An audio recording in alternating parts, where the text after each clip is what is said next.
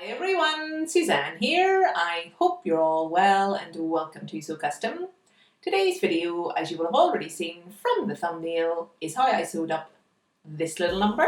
So if you're interested in seeing that, then let's get started. Starting with the fabric, this is a viscose crepe. It's in this gorgeous blue colour. Lots of lovely drape to it, good for a project like this. And on to the cutting out. This is my back. I have 2 layers of that fabric underneath this pattern piece. A couple of notches to mark my dart legs. A couple of notches at the sleeve, and then popping in a pin at the point of the dart, marking where that pin pierces the fabric, and then drawing in my dart legs. So just lining up my ruler with the notch and the dot and drawing my line.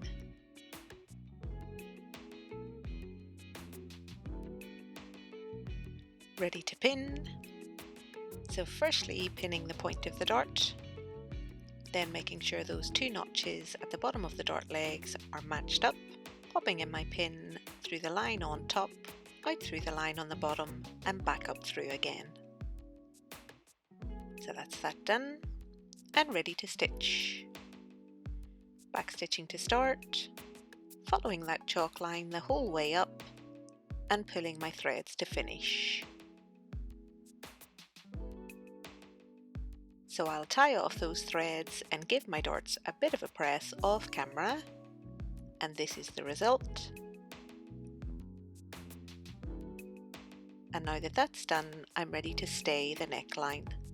So using a tiny little stitch length here, sewing about 1 millimeter or so inside my seam allowance, and this is just going to help prevent the neckline from stretching out too much while I'm working on putting this dress together. And after it's had a nice press, this is how it looks. So now this piece is ready to be joined to the front at the shoulder. So on to the front. My fabric underneath is on the fold. I have 2 darts here and just marking those dart legs with notches. A little notch at the waist in the centre, and then just like the back, popping a pin in at the point of the dart. And I'll mark and pin those darts off camera, and this is the result.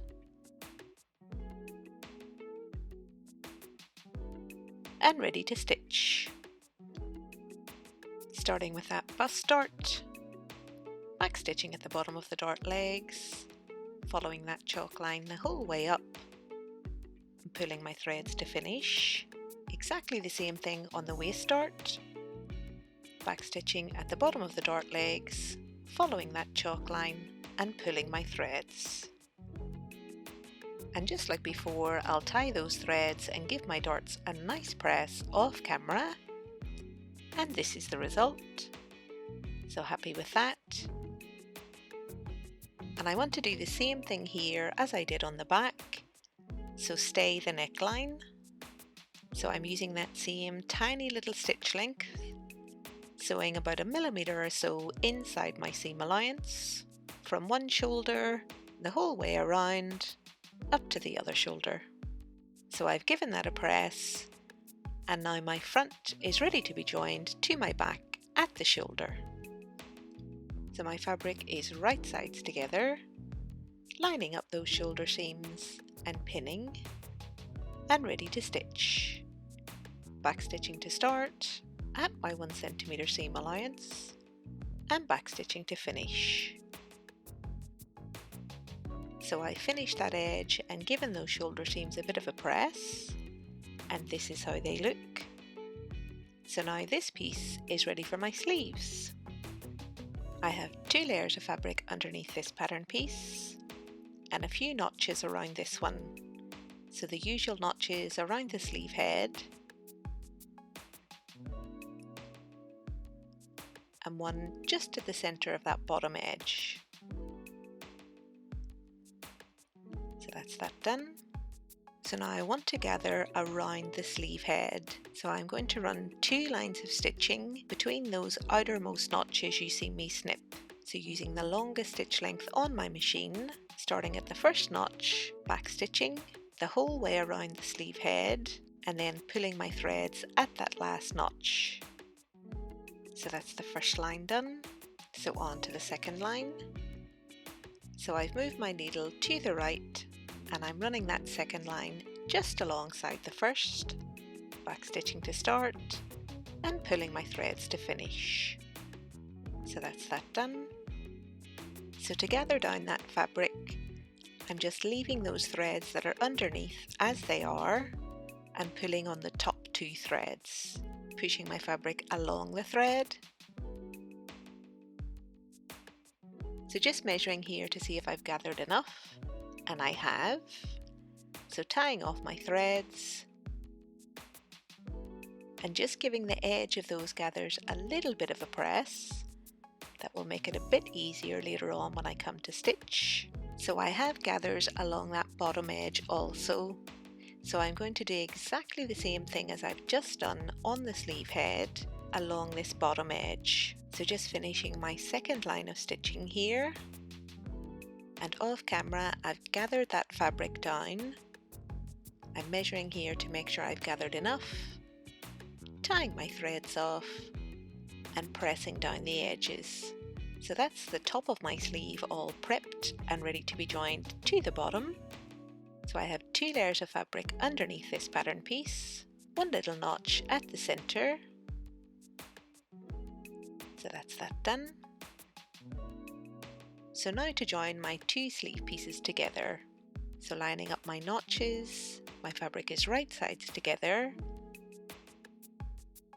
and pinning and ready to stitch.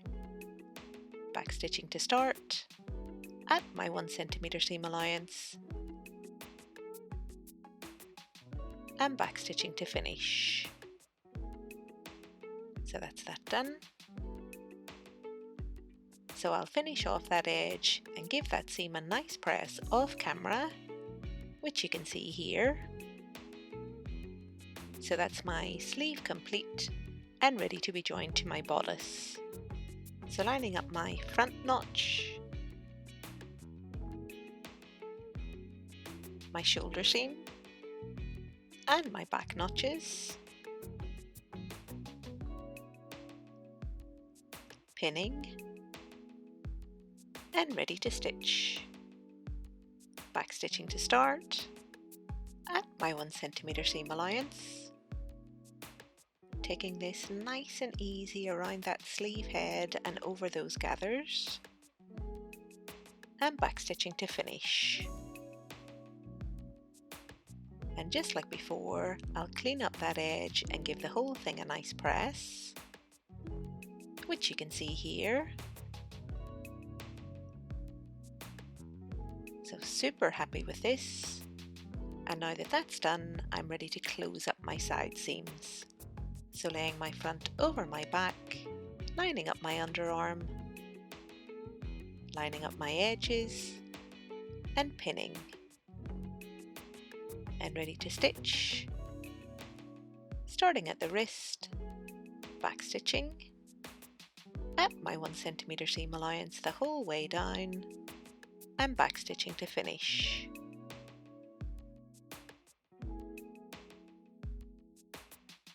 And I finished off my edge and given that seam a good press, and this is how it looks.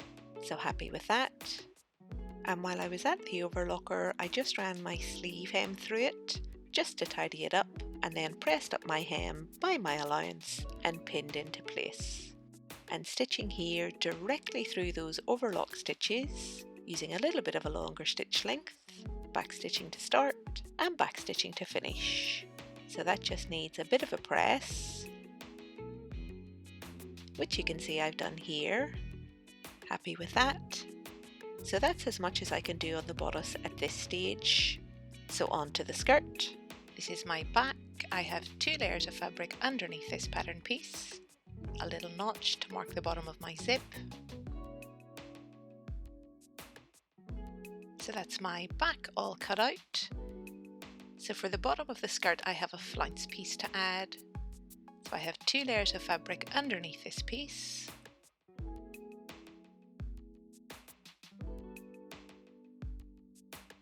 And now to join my skirt and flounce together. Lining up the flounce with the bottom of the skirt. My fabric is right sides together and pinning. And ready to stitch. Backstitching to start at my 1 centimeter seam allowance and backstitching to finish. And I'll tidy up that raw edge off camera and give it a bit of a press, which you can see I've done here. So happy with that. So now this piece is ready to be joined to the front at the side seams. So on to the front. My fabric underneath is on the fold. I have a notch at the fold line, top and bottom. So that's that done. And then just like the back, I have a flounce piece to add here too. My fabric again is on the fold underneath. A little notch at the fold line in the center. So that's that done. So now to join these two pieces together. So laying my flounce over my front, my fabric is right sides together, lining up those notches in the center, lining up my edges and pinning, and ready to stitch. Backstitching to start at my 1 centimeter seam allowance, the whole way across and finishing with a backstitch. So I've tidied up that seam on the overlocker and given it a good press, and this is how it looks. So now that that's done, I'm ready to join my front skirt to my back at the side seams. So just laying that front over my back, lining up those side seams and pinning. Ready to stitch. Backstitching to start at my 1 centimeter seam allowance the whole way down, making sure my flounce seams match up and finishing with a backstitch. So that seam has been finished on the overlocker and I've given it a press, and this is how it looks. Nice and neat and tidy. So that's my skirt ready to be joined to my bodice at the waist. So just laying my bodice over my skirt, my fabric is right sides together, lining up my notches, lining up my side seams, my center back and pinning. Ready to stitch. Backstitching to start at my 1 centimeter seam allowance the whole way across and backstitching to finish. And as usual, I finished off that seam, given it a press, and this is how it looks. Happy with that. And in preparation for closing up that center back seam, I've ran it through the overlocker. So now on to closing up that seam. So just laying one side over the other, right sides together and pinning. And I'm going to stitch here from the hem up to the zip notch using a regular stitch length, and then from the zip notch to the neck using the longest stitch length on my machine. So backstitching to start at my 1 centimeter seam allowance, backstitching at that zip notch, adjusting my stitch length and continuing right up to the neck, finishing with a backstitch. So that's my smaller stitch length just at the bottom below the zip notch and my longer above. So I've pressed that seam open, and while I was there I've just added in a little bit of lightweight interfacing that will just support the zip and make sure my center back seam sits nicely on this dress. So now to add my zip. So I'm using a standard conceal zip here, and I'm just lining up the zipper teeth with the seam I've just sewn, and I'm first of all going to tack this into place by hand. So I'm just running long tacking stitches, joining the zip tape to that seam allowance, and I'll finish that off camera, and this is how it looks. So now that my zip is all hand tacked into place, I can remove those machine tacking stitches. So using my seam ripper here to open up that centre back seam from the neck the whole way down to that zip notch, and once it's all done, this is how it looks. So that's my zip prep complete and ready to stitch. So using my standard zipper foot here, lining up my needle as close to the teeth as I can get, taking this nice and easy the whole way up, backstitching to start and backstitching to finish. And of course I do exactly the same on the other side. And this is how it looks. Removing my hand tacking stitches. And that's my zip now permanently in place. So happy with that. So now to close up the neckline. So I've decided on a bias finish here. So I've cut myself a strip of fabric on the bias and I'm just lining it up right sides together with the neckline and ready to stitch. Backstitching to start at my 1 centimeter seam allowance, making tiny little adjustments the whole way around, trimming the excess and folding it in underneath and stitching over the top. Backstitching to finish. So that seam needs a bit of a trim and a press. So I'm taking off probably about 2/3 of that seam allowance here.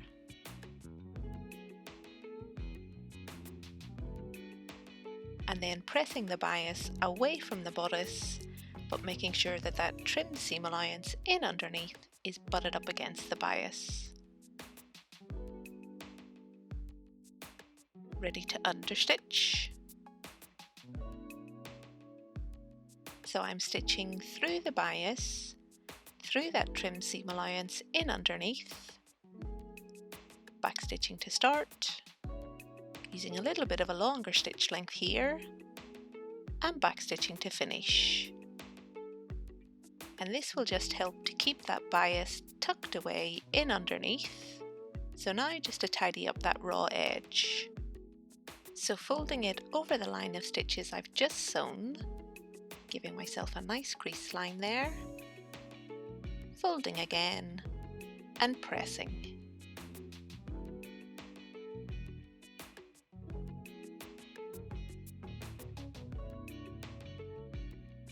And ready to stitch.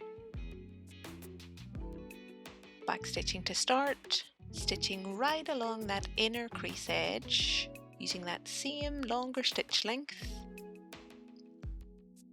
and backstitching to finish. And once it's had a nice press, this is how it looks. So happy with that. So now that that's done, I can tidy up that centre back seam where my zip is. So I'm just adding a rectangle of fabric into one of the seam allowances. So laying it on top of my zip, pinning and ready to stitch. Backstitching to start, sewing at about half of my seam allowance. So this is going to do a couple of things. It's going to help protect my skin at the back from the zip and just give a nice neat finish on the inside. So I've given that a press off camera and this is how it looks. And now the last thing to do is to finish my hem. So I've just ran it through the overlocker and pressed it up by my allowance.